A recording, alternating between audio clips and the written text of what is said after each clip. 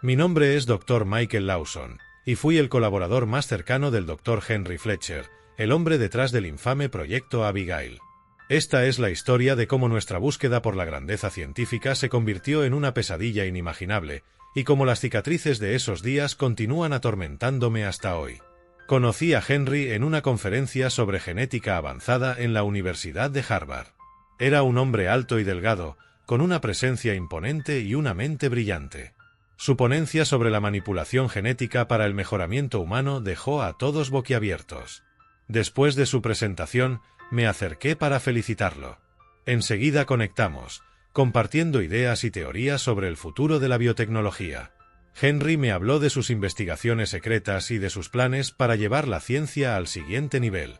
Michael, estamos en la cúspide de un nuevo amanecer para la humanidad, me dijo con una mirada intensa. Juntos, podemos cambiar el curso de la historia. A pesar de mis reservas iniciales, su pasión era contagiosa. Acepté su oferta de unirme al proyecto, sin saber el precio que pagaríamos. El primer encuentro fue un almuerzo improvisado en un café cercano al campus. Durante horas, discutimos nuestras visiones sobre la ética en la ciencia y las posibilidades de la manipulación genética. Henry tenía una forma de hablar que te hacía sentir que cualquier cosa era posible. Me contó sobre sus años de investigación y cómo había llegado a la conclusión de que la genética era la clave para resolver muchos de los problemas de la humanidad. Su entusiasmo era palpable, y me encontré compartiendo su visión de un futuro mejorado a través de la ciencia. Después de varias reuniones y discusiones, Henry me invitó a su laboratorio. El lugar era impresionante, una mezcla de alta tecnología y equipamiento de vanguardia. Me mostró sus trabajos anteriores y me presentó a su equipo, un grupo de científicos igualmente apasionados y dedicados. Pero había algo más, algo que no me reveló hasta más tarde: la implicación de su propia hija, Abigail, en el proyecto. El laboratorio secreto de Henry estaba ubicado en una instalación subterránea, financiada por una agencia gubernamental oscura. Los primeros meses estuvieron llenos de entusiasmo y trabajo duro. Diseñamos sueros y tratamientos basados en avanzadas técnicas de edición genética y bioingeniería. Abigail, la hija de Henry, se convirtió en nuestra primera y única voluntaria. Abigail era una niña dulce y brillante, con una curiosidad insaciable. Al principio, los experimentos parecían inofensivos. Inyectábamos sueros que prometían mejorar su fuerza y resistencia. Pero a medida que avanzábamos, las cosas comenzaron a cambiar. Abigail se quejaba de dolores intensos y su piel empezaba a mostrar signos de mutación. Henry insistía en que todo estaba bajo control, pero yo empezaba a dudar. El primer tratamiento fue emocionante. Abigail se sentó en una silla especialmente diseñada, mientras Henry y yo preparamos el suero inicial. La mezcla contenía una combinación de ADN modificado y compuestos bioquímicos diseñados para activar ciertos genes responsables de la fuerza y la resistencia. Inyectamos el suero en su sistema, y durante los primeros días, todo parecía ir bien. Abigail reportaba sentirse más fuerte y llena de energía. Sin embargo, pronto comenzaron los efectos secundarios. Abigail se despertaba en medio de la noche gritando de dolor. Su piel se volvía cada vez más gris y escamosa.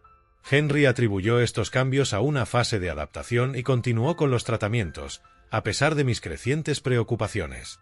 Pasábamos días enteros en el laboratorio, analizando muestras de sangre y tejido, tratando de entender y controlar las mutaciones que estaban ocurriendo. Durante este tiempo, la tensión entre Henry y yo aumentaba. Él se volvía más obsesivo y menos accesible, encerrado en su oficina revisando datos y formulando nuevos sueros. Yo, por otro lado, comenzaba a sentir una creciente sensación de alarma. Empecé a cuestionar la ética de lo que estábamos haciendo, pero cada vez que intentaba hablar con Henry, él me ignoraba o me aseguraba que todo estaba bajo control. El cambio fue gradual pero implacable. La piel de Abigail se volvió gris y escamosa, como la de un reptil.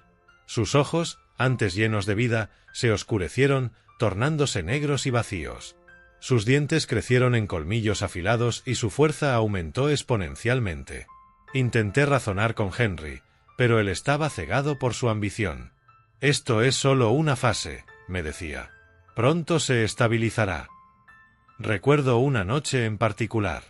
Estábamos revisando los datos cuando escuchamos un grito desgarrador proveniente de la sala de contención. Corrimos hacia allí y encontramos la habitación destrozada. Abigail había escapado.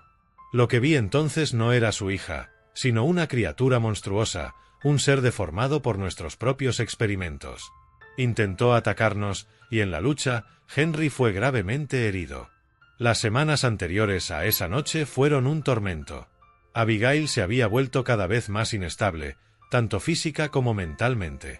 Sus cambios de humor eran erráticos y violentos. Hubo incidentes en los que atacó a los asistentes del laboratorio y tuvimos que reforzar las medidas de seguridad. A pesar de todo, Henry seguía insistiendo en que debíamos continuar. Aquella noche fatídica, los sistemas de alarma se activaron. Las luces rojas parpadeaban mientras el sonido ensordecedor de las sirenas llenaba el laboratorio. Corrimos hacia la sala de contención y vimos el caos que Abigail había dejado a su paso. Las paredes estaban manchadas de sangre y las puertas reforzadas habían sido arrancadas de sus bisagras. Nos enfrentamos a una Abigail irreconocible, una criatura dominada por una furia incontrolable. Henry intentó acercarse a ella, suplicándole que se detuviera. Pero Abigail ya no era su hija, era un monstruo movido por el dolor y la rabia. En un instante, se abalanzó sobre él, causándole heridas graves antes de que pudiéramos intervenir. Con gran dificultad. Logramos contenerla utilizando tranquilizantes potentes y una jaula especial diseñada para mantenerla encerrada. Después de esa noche, Henry nunca volvió a ser el mismo. Las heridas físicas sanaron, pero las emocionales lo destrozaron. Pasaba horas sentado frente a las cámaras de seguridad, observando a Abigail en su celda, murmurando palabras de arrepentimiento y culpa. Yo, por mi parte, seguía atormentado por las imágenes de esa noche, sabiendo que habíamos cruzado una línea que nunca debimos cruzar. Los meses que siguieron al incidente fueron un tormento constante. Henry y yo decidimos que la única forma de mantener a Abigail y al mundo a salvo era encerrarla permanentemente. Con la ayuda de un equipo especializado, construimos una celda subterránea reforzada con los materiales más resistentes. La celda estaba equipada con sistemas de monitoreo y seguridad de última tecnología, todo para asegurarnos de que Abigail nunca escapara. Cada día, las visitas a la celda eran un recordatorio del horror que habíamos desatado. Henry se retiró casi por completo de la vida pública y profesional. Pasaba sus días observando a Abigail a través de las cámaras de seguridad, murmurando disculpas y plegarias. Sus ojos, antes llenos de pasión y determinación, estaban ahora vacíos y apagados. La culpa lo consumía, y su salud se deterioraba rápidamente. Por mi parte, el remordimiento me carcomía. Las noches eran un tormento de pesadillas en las que revivía una y otra vez el momento en que Abigail se transformó en un monstruo. Empecé a tener problemas de insomnio y a sufrir de ansiedad. Las paredes del laboratorio, antes llenas de esperanza y promesas de un futuro mejor, se habían convertido en un claustrofóbico recordatorio de nuestra arrogancia. En nuestras pocas conversaciones, Henry y yo discutíamos sobre los errores cometidos y las alternativas que podríamos haber tomado.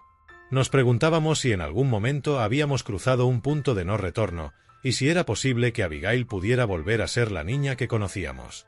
Pero esas conversaciones siempre terminaban en silencio, con la certeza de que ya era demasiado tarde. Una tarde, mientras revisaba las grabaciones de seguridad, Henry sufrió un colapso. Lo encontré en su despacho, inconsciente y pálido. Lo llevamos de inmediato al hospital, pero no hubo mucho que los médicos pudieran hacer. La combinación de estrés, culpa y una salud en declive lo llevaron a la muerte pocos días después. En su lecho de muerte, Henry me hizo prometer que mantendría a Abigail segura y contenida. «Ella no tiene la culpa», murmuró con sus últimas fuerzas. «Fue mi ambición la que la condenó». Un año después del encierro de Abigail, Henry falleció.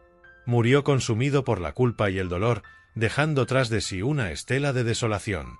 En su lecho de muerte, me pidió que cuidara de Abigail, que la mantuviera segura y encerrada.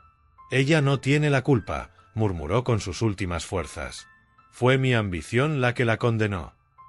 La instalación subterránea se convirtió en mi prisión autoimpuesta. Visito la celda de Abigail semanalmente, asegurándome de que sigue contenida. Cada vez que escucho los gruñidos y los golpes contra las paredes, siento un escalofrío recorrer mi espalda. No hay redención para lo que hicimos. Solo queda el dolor y el sufrimiento eterno. Si estás leyendo esto, es porque he fallado en mi deber. Abigail ha escapado, y el mundo debe saber la verdad. No juguéis con la naturaleza humana. No dejéis que la ambición nuble vuestro juicio. Las consecuencias son demasiado terribles para imaginarlas. El proyecto Abigail es mi legado, un recordatorio de que algunos conocimientos no están destinados a ser descubiertos y algunas líneas no deben ser cruzadas. Viviré el resto de mis días con el peso de nuestras acciones, sabiendo que el monstruo que creamos puede estar al acecho en cualquier momento.